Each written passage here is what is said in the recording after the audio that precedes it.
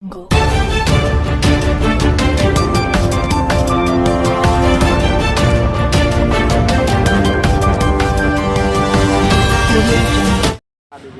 Of Gujarat ન્યૂઝમાં આપનું હાર્દિક સ્વાગત છે। વાત કરીશું આજના મુખ્ય સમાચારની। આજરોજ રામનવમીની ભવ્ય શોભાયાત્રા નીકળી હતી।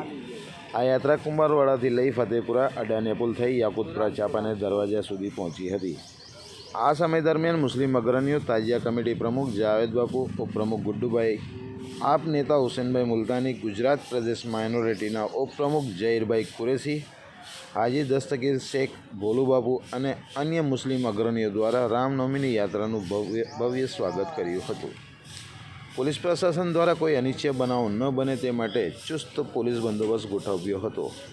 સિટી પોલીસ સ્ટેશનના પીઆઈ આરબી ચૌહાણ સાહેબ પોતાના સ્ટાફ સાથે અને એસીપી ભોજાની સાહેબની ખાસ નિગરાનીમાં આ યાત્રા શાંતિપૂર્ણ સંપન્ન થઈ હતી। Report times of Gujarat news, team work, Vadodara, Gujarat.